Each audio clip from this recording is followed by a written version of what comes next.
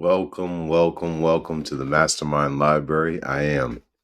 They call me Ferdinand, the bringer of balance, leader of many disciplines, and your host of the MasterMind Library. Welcome. Thank y'all for being here today. Today we are on chapter 4 in The Ultimate Sales Machine. As y'all can see, we got the virtual book on the screen, and we're going to dive in deep today. And chapter 4 is focused on becoming a brilliant strategist. Super important information, because most of business, if not all of it, is usually either strategy or tactics, just like war. And so you got to be brilliant at something. And if you're going to be brilliant at something, it might be kind of awesome to be a brilliant strategist. And Chet Holmes, in this book, he talks about 3 different types of executives. He talks about the brilliant strategist. He talks about the brilliant tactician. Then he also talks about the combination of the two. And that one is really special. That combo of strategy and tactics. Yeah, so I'm going to go ahead and make the book a little bit larger so we can go ahead and get started, dive right in deep. Let's see. Okay. I'm going to move to our page that we need to be on. All right. Becoming a brilliant strategist, how to get up to 9 times more impact from every move you make. As we've already established, it's harder than ever to get in front of a potential buyer. So when you finally get your company in front of that buyer, you need to maximize what you can accomplish in that moment. You need to think and plan strategically. This chapter also shows you how being a strategist will make it easier to get to that customer in the first place. To make sure you understand the difference between a tactic and a strategy, here are some simple yet essential definitions. A tactic is a method or technique used to achieve an immediate or short-term gain. You run ads or send direct mail pieces to get leads. You go on a sales call to make a sale. You attend trade shows to meet with potential buyers and get more leads. These are examples of tactics. A strategy is a carefully defined and detailed plan to achieve a long-term goal. In business, a strategy is the overall impact, ultimate position you would like to achieve in the market. To think like a brilliant strategist, you will design and combine your tactics with the long-term strategy in mind. In addition, you will constantly ask yourself and your team, how many strategic objectives can we accomplish with each tactic? In this chapter, I'll show how every tactic can potentially achieve 10 or more strategic objectives. In my experience, there are 3 types of executives. A full 90% are what I call tactical executives, while 9% are what I'd call strategic executives, and only 1%, the most effective executives, possess the rare combination of both tactical and strategic abilities. Tactical executives think only in terms of making the sale for today.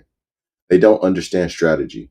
If you tell them that it's twice as difficult today as it was 10 years ago to get an appointment with a prospect, they will think of ways to make the sales team try twice as hard.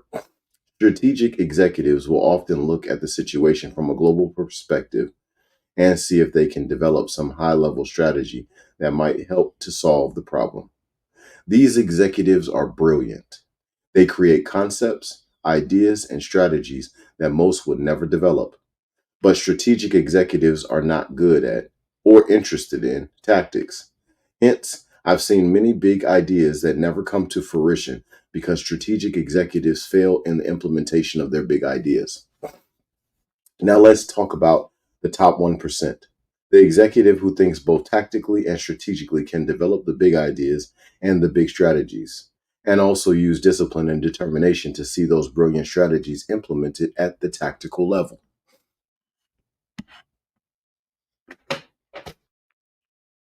And just for the record, the second type of executive, the strategist, can often be paired with a strong tactician and be very successful.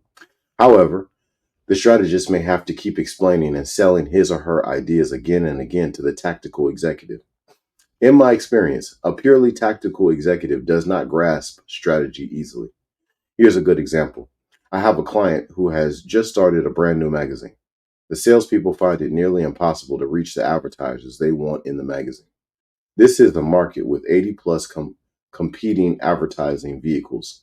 To meet this challenge, I changed the titles of the salespeople to sound less salesy.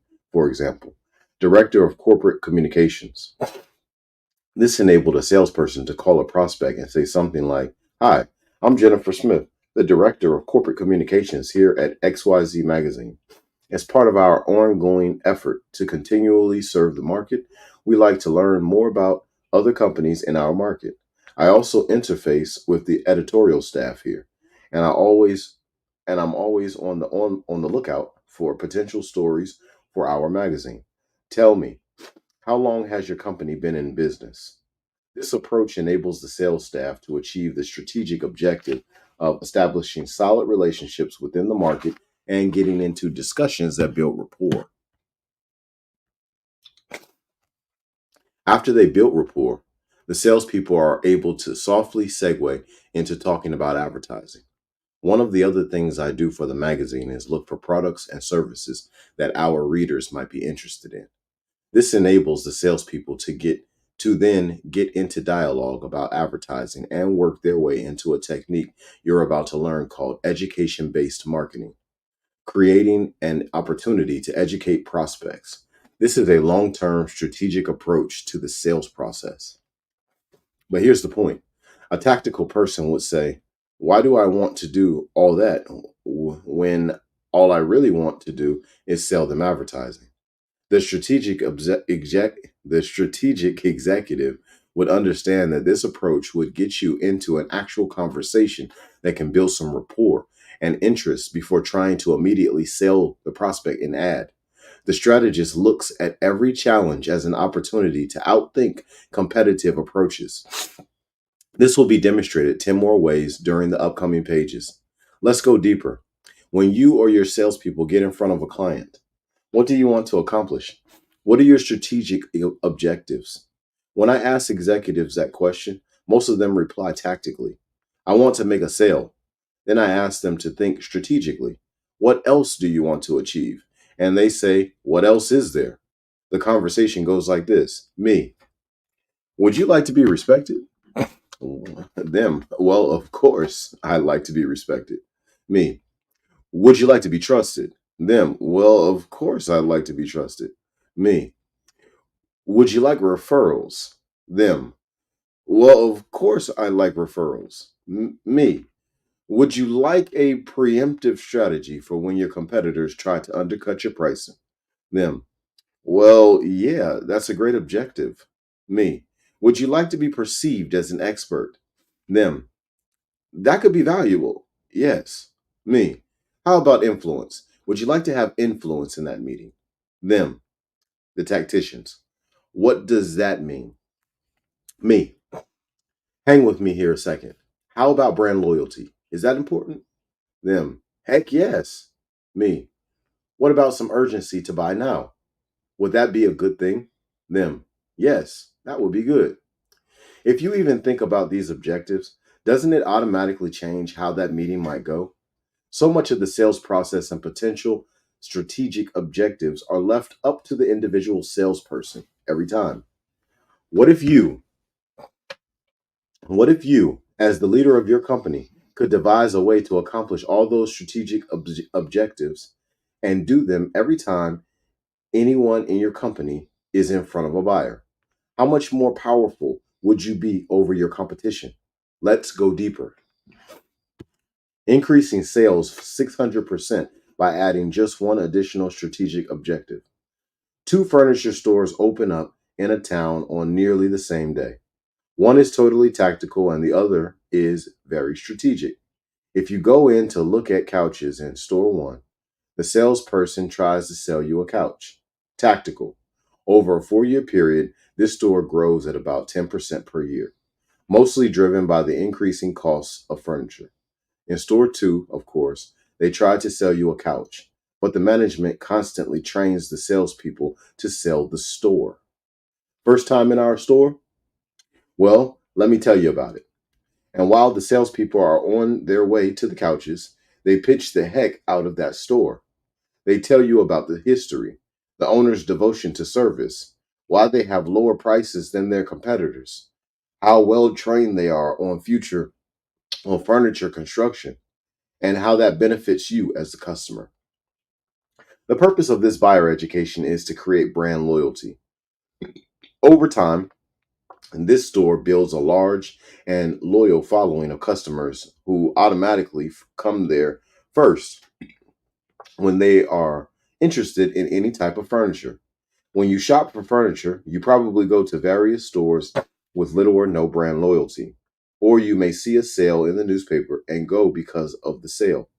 But if you had a relationship with a store, you had a relationship with a store that stood behind its product like no other and could thoroughly explain the differences in furniture quality. There's quite a bit to know, and even offered expertise in decorating. You might have an affinity, a loyalty, a preference for that particular store. When you needed furniture, you would go there first because of the relationship that it purposefully built with you. Buyer education paid off handsomely for one of our two new furniture stores. Over a 4-year period, the tactical store remained a one store location, while the strategic store opened 6 locations. People will even pay more if they perceive there is a greater value or a deeper reason for buying from one provider over another. I cannot tell you how many times I've helped companies step up out of the commoditizing world in which they live by being more strategic. In a moment, I'll have you do an exercise that will pound this idea home. Let's do a little more setup so you get as much as possible out of the exercise. Here's a question I want you to answer. When your buyers look to purchase your type of product or service, how much of an expert are they? When I asked them this question in front of a large audience, everyone pretty much admits that in any given purchasing situation, the average buyer is not much of an expert. For example, you are probably not much of an expert at all about carpet cleaning, are you? If most of your buyers are not experts at what to look for in your product or service, this opens a gaping strategic opportunity for the brilliant strategist to capitalize on. I call this the science of setting the market's buying criteria. Basically, it means that every buyer can be taught how to be a better buyer of your type of product or service. Using the carpet cleaning example, the buyer calls in with loose or few buying criteria at all.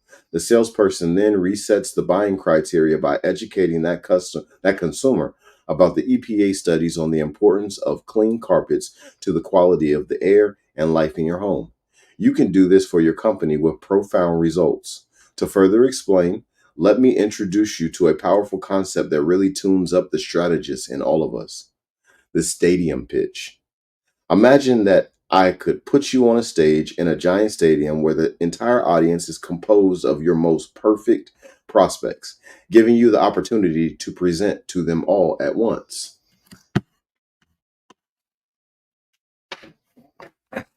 First question: are you ready? Are you ready right now? Could you walk out on that stage and present to every one of them and do it perfectly? I give speeches all over the world where I ask this question. Usually about 2 to 6 people, usually about 3 to 6 people raise their hands out of 1,000 in the audience. When I drill down with the few who raise their hands, I find that they are usually not ready. But sometimes I find someone who is ready. They've got a killer stadium pitch and it's expertly tuned. I compliment them saying, "Wow, you are really prepared." The response comes back, "Thank you for the compliment, but I have to thank you because I got one of your training products years ago." The audience will laugh, thinking the person has to be working for me, but boy, does it make a point about the strategist. As you will soon see, a well prepared stadium pitch will enable you to attract a lot more prospects and close a higher percentage of tire kickers into actual buyers.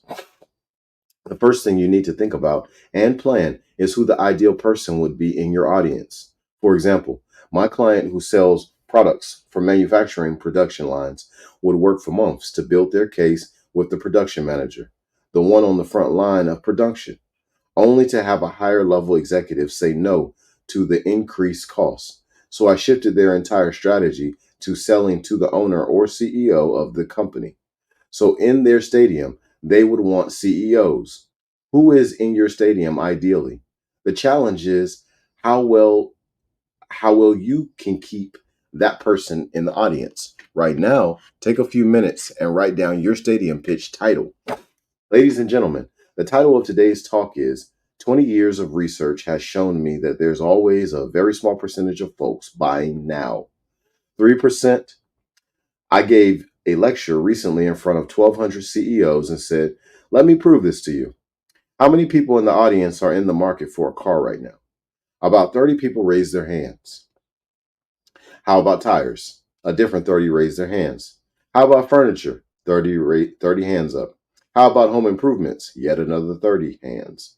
Office equipment. You see my point? About 3% of potential buyers at any given time are buying right now. Are buying now, right now. That percentage drives all commerce. My research further concludes that 7% of the population is open to the idea of buying. That this is the percentage who may be dissatisfied with their current item or provider and are not opposed to change, but who may not be buying now. The remaining 90% fall into one of three equal categories. The top third are what I call not thinking about it. They are not against it, not for it, but just not thinking about it. So if you sell office equipment and you ran an ad, this 30% will not respond because they're just not thinking about office equipment right now. The next third are what I call think they're not interested. So at first pass, they are not neutral like the first third. They would reply, I don't think I'm interested in office equipment. And then the final third are what I call definitely not interested. These folks are not happy with what they have or just simply know they don't need it. They may have a 10-year-old copier, but if it's not broken, why fix it? With this in mind, let's put you back in that stadium. Right before you walk out there, the audience is told, you had to come, but you don't have to stay. If this person talks about something that is of no interest to you, you can simply get up and leave. If you walk out there and say, I'm here to tell you why we have the greatest office equipment in the world, you're going to have 90% of the audience get up and leave. And anyone who's ever spoken in public knows that you do not want that to happen. So now, let's rethink that stadium title. What could you say that would keep virtually everyone in their seats? This is important because whatever that title is that would get all those potential buyers to stay and hear more is the same approach to use in your advertising, direct mail, or website. What can you write? What can you write as your stadium pitch title or ad, for that matter, that would appeal to the entire pyramid of potential buyers? Let's imagine that you sell office equipment. It's your turn to give your speech, and the audience is full of CFOs. If you are a little strategic, you might go with something like the 5 ways our office equipment can benefit you. Again, an approach like this appeals only to those who are buying now, and possibly those who are open to it. But pretty much 90% of your audience is leaving. So, what title would have a broader appeal? How about the 5 ways you're wasting money in your operations and administration? I'm not saying this is going to rivet the executives to their chairs, but they're not leaving either. They'll stay to hear a little more. This is also true for an ad with that headline. It's definitely going to appeal to the top 2 tiers, but it also appeals to everyone in that stadium. Everyone is interested in saving money in their operations and administration costs. Certainly, every CFO is interested in that, so they'll stay in the stadium. And if everything that follows has some substance to it, you've now taken your marketing and selling activity to an entirely new level. The hardest thing we need to do today is grab the attention of potential buyers and keep their attention long enough to help them buy your product. This approach of offering some education of value to them gives you a significant opportunity to attract more buyers and build more credibility. I call this education based marketing. And here's a line you should write down. You will attract way more buyers if you are offering to teach them something of value to them than you will ever attract by simply trying to sell them your product or service. As another example, I had a merchant services company as a client. They primarily target retail stores. So in the stadium pitch scenario, their audience are retail store owners. If they walk out there and start off with, I'm going to show you why our merchant services are better than anyone else's. The 90% are leaving since they are not in the market for merchant services right now. So what could you say to keep every retailer in the stadium to hear a little more? Here's a great title: The 5 Reasons All Retailers Fail. The tactical executive reading this is already saying, but if all I really want to do is sell merchant services, then why would I bother with all this? Here's the answer. 1. Offering an education that helps the buyer is going to get more buyer interest. 2. If the information is actually good and useful, it automatically repositions you in the mind of the buyer as much more of an expert than all your competitors. You're teaching them things about their own business that they might not know. If you think and plan strategically, you will find a way to weave that information in such a way that ultimately sells your services far better than you could ever sell them by simply flat out pitching your product. Examples will follow. More on education based marketing. One of my clients was a multinational newspaper company that had 4 bad years in a row, dropping from 1.4 billion to 1 billion in annual sales, approximately 100 million per year, and going from 400 million in profit down to no profit. Entered the strategist. The new CEO was one of that 1% club, that the ultimate executive, who is both strategic and tactical. The man is brilliant at spotting the big picture strategy. He is also a total master at seeing a strategy implemented at the tactical level. I was brought I was brought in as a sales expert. I audited 4 of the company's more troubled newspapers and presented my strategy for turning around advertising sales. Before I instituted anything, the company model was purely tactical. It owned more than 100 daily newspapers in mid-sized cities. And an ad salesperson would call up a prospective advertiser and say, "Hi, I'm with XYZ Gazette, and we love to come and talk to you about your advertising." If the prospect was not buying now, this was a very short conversation. "No thanks, I'm not interested." It's the same in the circulation department of every newspaper in America. They are all tactical. "Hi, I'm with the City Chronicle.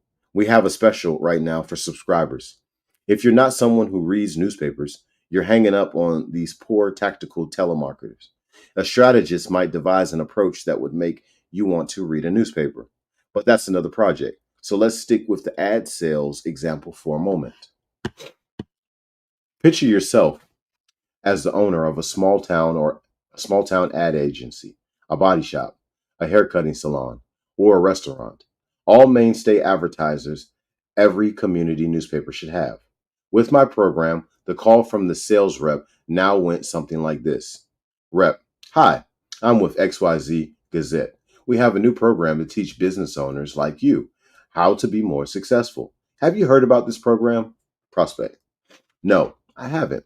Rep: "Well, since we rely on the success of local commerce, as do you and everyone else in the community, we feel it's our obligation to make sure local businesses are as successful as possible. So we've actually underwritten the cost of an educational program that shows you the 5 most common reasons that businesses fail. It also shows you the 7 ways to become the most popular in the community. In the next few weeks, we're going to be showing this to every other competitor in the community, and thought you might want to make sure you're learning the same things they're learning. Would you be interested in being more successful in your business and guarding yourself against the types of things that put your business out of business?" Prospect: "Well, duh. Of course I would." Rep: Great. Here's what to do. Here's what we do. I'm one of the speakers who put on this program. I'm going to be going around to all the businesses over the next few weeks and presenting this information. The content takes about 38 minutes. Content takes about 38 minutes to cover, and then usually you'll have some questions. So most of these sessions last about an hour. Since this is a community program, we even come to you. You don't have to travel, but we only do these at a time when we won't be disturbed, so we can get in and out quickly. What a time when you can sit and have a good educational experience without being interrupted. Prospect. Well, we start at 9 and then all hell breaks loose around here. So either at 8 or after 5. Rep. We have another program where we buy you lunch. We call it a lunch and learn. You have to eat anyway, so you might as well learn something while you're eating. In this case, you come to a restaurant. We rent out a room. You get to sit with several other business owners, have a nice lunch, and get a terrific education on how to ensure the success of your business. Which would you rather do? Have us come to you during off hours or attend our lunch and learn? Prospect. The free lunch sounds good. Rep. Great. We're doing 3 of those this week. We have one today at noon at restaurant name. Then there is one on Wednesday and one on Friday. Which day works best for you? Prospect. Can't do it today, but Wednesday looks good. Rep. Great. I'll put you down for Wednesday. Now, this is a very expensive program for us, but there's no cost to you. Like I said, we thrive if our local community thrives. So we have only one condition for you attending.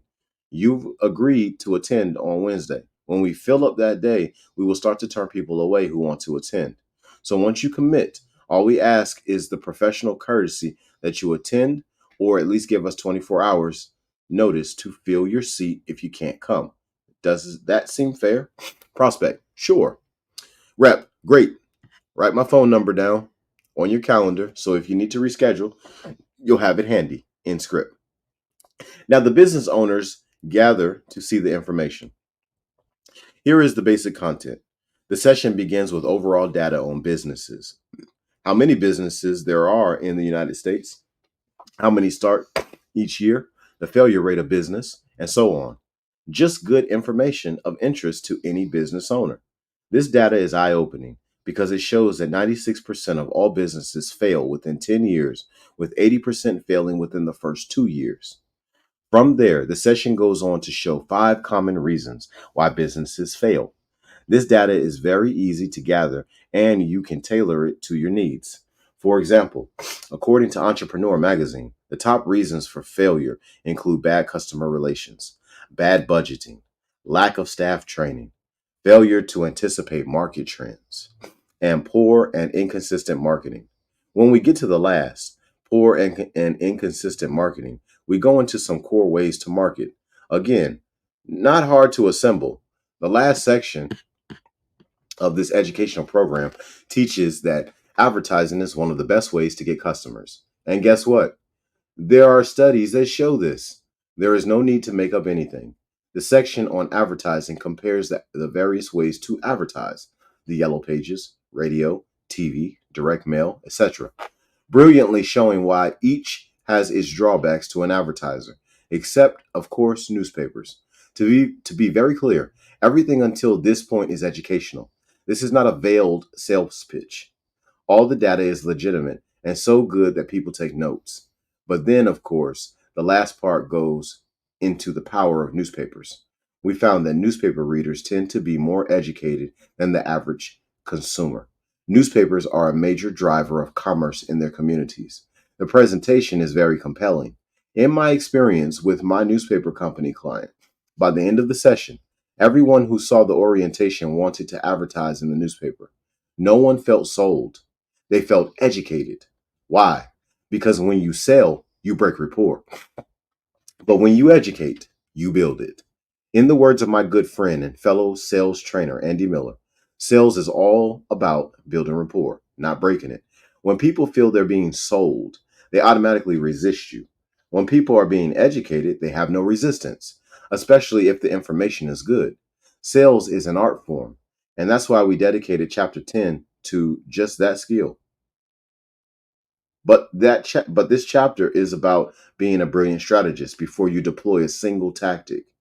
And it's also about creating vehicles that more or less force your salespeople to build deeper and stronger rapport by making sure they are highly educated with information that serves the buyer.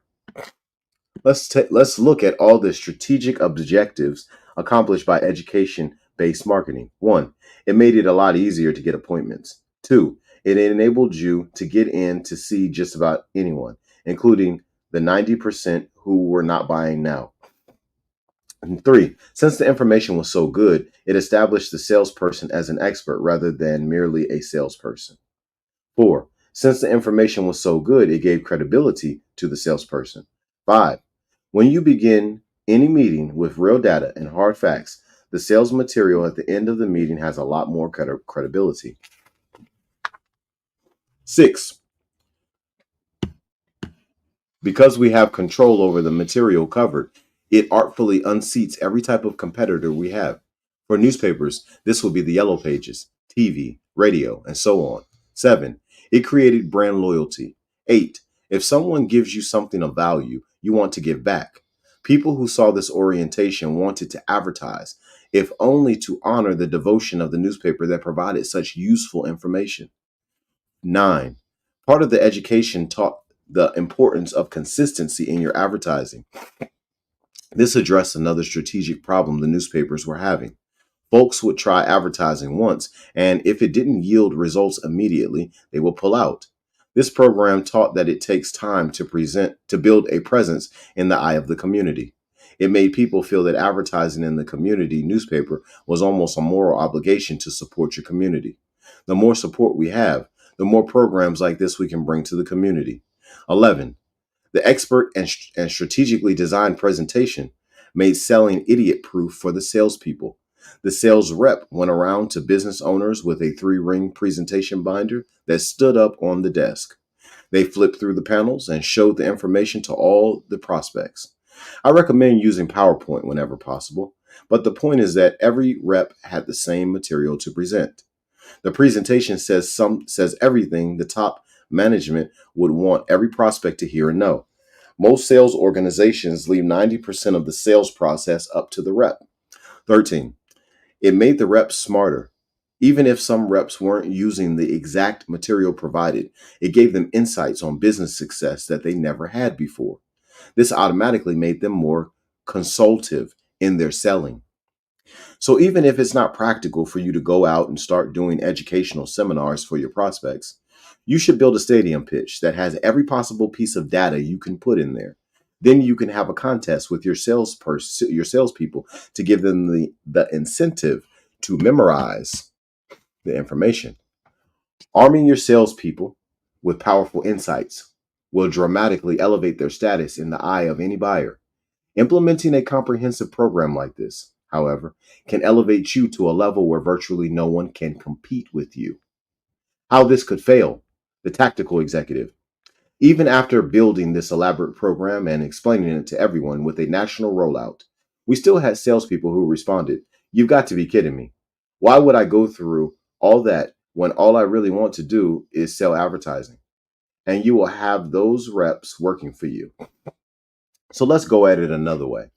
What is your strategic position? Madison Avenue ad agencies and many others call it your USP, unique selling proposition. The problem with this thinking is that it's focused on you. It asks the question, what is special about us, or what do we have to do or do better than our competitors? In addition to this internally focused approach, which is the minimum every company should know, you should also know that your best possible ultimate strategic position is to devote yourself to helping your clients succeed. So this newspaper company might go from a Madison Avenue style unique selling proposition of reaching more people in the community daily than any other media source to an ultimate strategic position of helping businesses and consumers in our market live better lives. This is an example of going from being focused on yourself to being focused on your buyer. In the more strategic USP, I give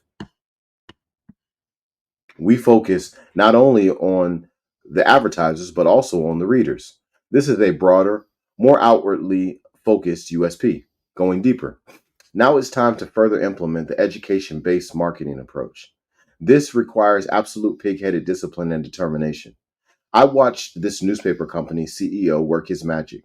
I started the process by gathering groups of the newspaper staff to come to centrally located meetings and participate in 2 days of training on every aspect of selling smarter and presenting better.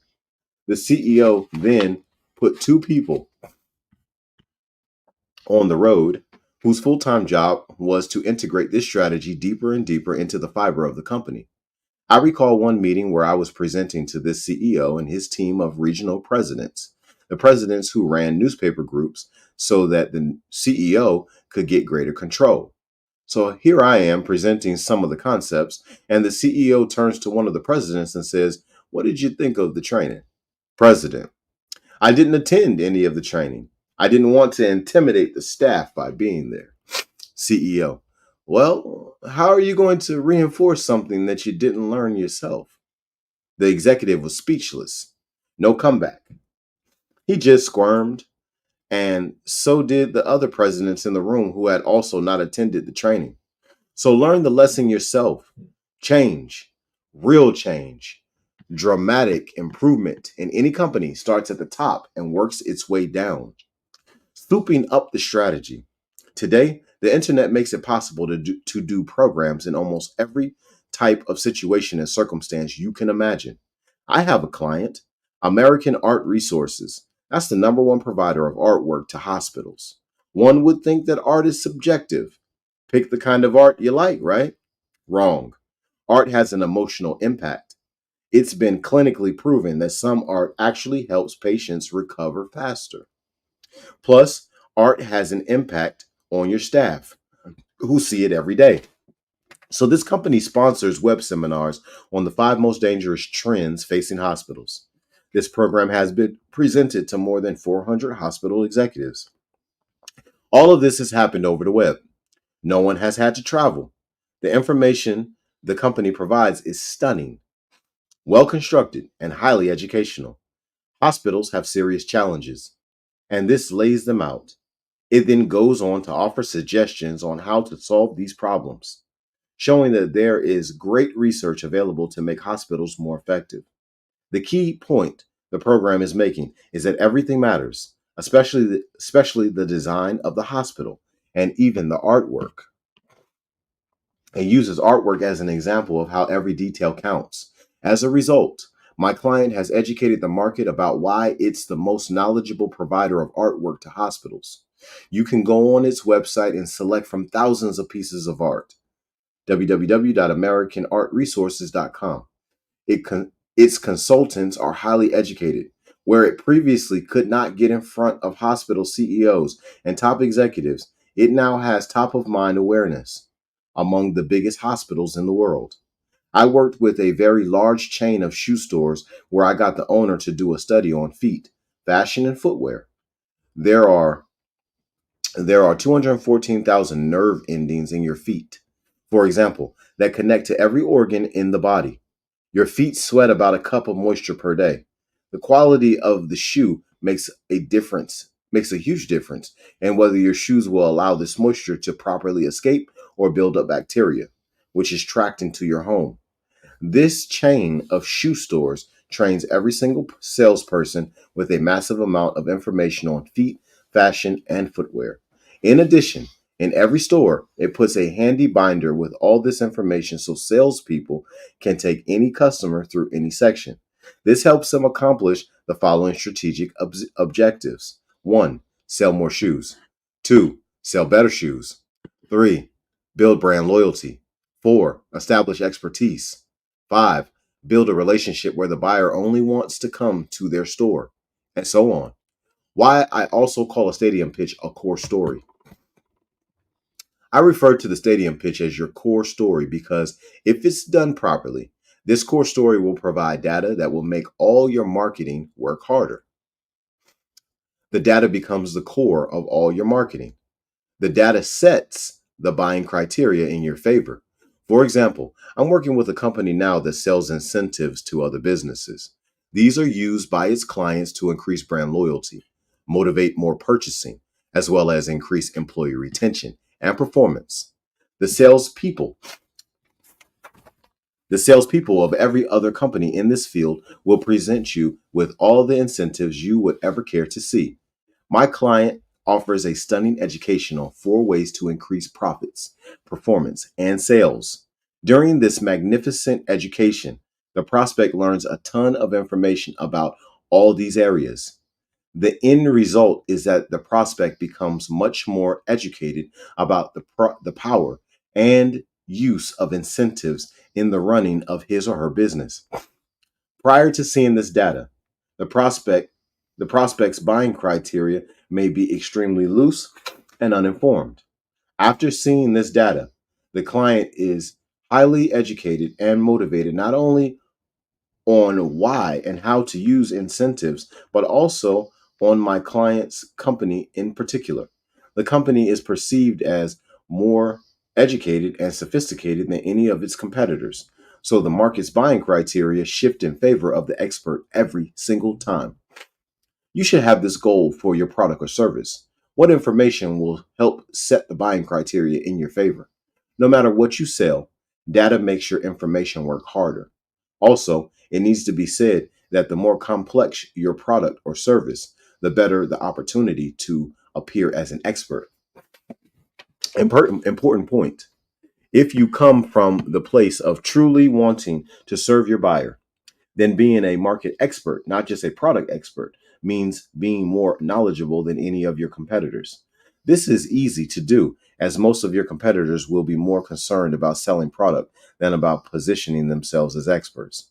In every case where I have personally run companies using these strategies or helped clients do the same, we have literally slaughtered our competitors. Even after they see what we are doing, they cannot grasp it. Truly, building a core story or stadium pitch is working smarter, not harder. The one who gives the market the most and best information will always slaughter the one who just wants to sell products or services. Here's the key to choosing which data to include. Market data is way more motivational than product data. Most people think that a shoe is a shoe, product data. But when you learn that your feet connect to every organ in your body, that's market data. It makes your choice of shoe much more important. So think about what market data is there that makes your products or services much more important. Two more examples of education-based marketing. I worked with a company that sold research aids to tax experts, accountants, and lawyers. It was focused on product data. Here's our research aid, and here's what it does. I got them to focus on market data. The IRS now requires you to take these 22 steps in your research. These are steps you can't possibly bill to the client, as no client will pay for all this. So, what you can do instead is use our products. These products speed up the process. Market data made the product data much more important. Example two, I had a client who sold pictorial calendars that ranged from puppies to Pamela Anderson. We did some studies and found that per square inch, bookstores were outselling massive retailers by 40% more volume. Why? Bookstores were putting the calendars right by the cash registers. When do you buy calendars? At the end of the year. So there you are, standing in line waiting to pay for all your Christmas gifts, and you see a calendar on Mustangs. Your boss loves classic Mustangs. You buy him a calendar. The mass merchants were putting the calendars in the stationery department. They weren't moving nearly as many calendars per rack on or spinner. By showing this data to more and more stores, my client increased sales 20% in a single year, whereas the company had not had an increase in sales for 4 years prior to using this market data to motivate better positioning of the calendars. And it goes on and on. No matter who you are or what you sell, you need to take the time to collect market data and build your core story or your stadium pitch. Today, the internet makes market data readily available. Sites like www.census.gov and www.cnn.com have great information on just about any subject you can imagine. You will have no trouble gathering massive amounts of data for your core story. The problem is finding the time to put it all together. Luckily, there is a company called Empire Research Group, www.empireresearchgroup.com, that can actually do all this research for you. The smoking gun. In the legal market, the term smoking gun refers to that piece of evidence that makes it so your opponent cannot win. You found the smoking gun that makes the other party guilty. It's the same with research. There's always that smoking gun that positions you above everyone else. The fact that art actually facilitates healing and that calendars sell like crazy when you put them at the cash register are both smoking guns. I can list hundreds of examples, and I can tell you this for sure. There's always a smoking gun. Always. I had a client who sold lawn care services, and every year, some of his workers would break off on their own and steal away his clients by offering to do the same work they were already doing for less. Just pay me personally instead of my company. The research team turned up a case in which the state of New York actually sued a homeowner, forcing that homeowner to pay workers' compensation on the lawn care person who hurt himself while working on the homeowner's lawn. Take that piece of data to a customer who's switching for $5 less per month and ask them, are you sure that your new lawn care person has workers' compensation insurance? Because if he doesn't, and he gets hurt on your property, you could actually be responsible for his workers' compensation payments for as long as he's injured. This is definitely a smoking gun, a single fact that makes it unlikely that any client will want to switch to a single worker who didn't have all the proper licensing and insurance. To get the most powerful market data and to uncover the smoking gun, the trick is to look at things over time. That's where you'll find the big breakthroughs. I had a client who deliberately avoided selling his products through the big mass merchants like Walmart. The company was doing all its sales through gift shops. A little research revealed that there were 36,000 gift shops. That looked like a big number until you looked at how many gift shops there had been in 1985. There were 96,000. That means 60,000 gift shops had gone out of business while Walmart was adding more and more locations every day. That made the client change strategy in a hurry. Go look at data over time. It's amazing. I had a client who was selling alternative therapies to doctors. A study showed that consumers were spending 460 billion on alternative therapies. Good stat, no doubt. But if you went back 10 years, it was only 46 billion. It had grown tenfold in 10 years. In fact, today, there are 350 million visits to an MD every year, but there are 420 million visits to alternative practitioners. Yes, 70 million more visits to folks who don't prescribe drugs. These are trends, and for some reason, almost no one ever looks at them. Yet, buried in those trends are strategic advantages that slaughter your competition, get you in the door more easily, and give you something of great interest to your buyer. Exercises. 1. List your strategic objectives. Look at those listed for the newspaper company as a guideline. Then do a workshop with your team on each one of them. It will be profound. Ask your staff, what would make us more respected? Do a workshop on it. Then ask them, what would position us as an expert in the eye of our buyer? And so on. Go through all 13 strategic objectives listed for the newspaper example and workshop each of them with your team. Those will be very fruitful workshops. 2. Do some research. Do some market research on your industry over time. Keep track of everything you find out that could be of value to your customers. Dedicate some time to this every week until you're sure you found your smoking gun. Conclusion. One of the most strategic things you can do is to find market data that makes your product or service more important. I don't care if you sell shaving cream or overnight delivery services. There is market data that will make your product more vital. Now go back to those strategic and tactical executives.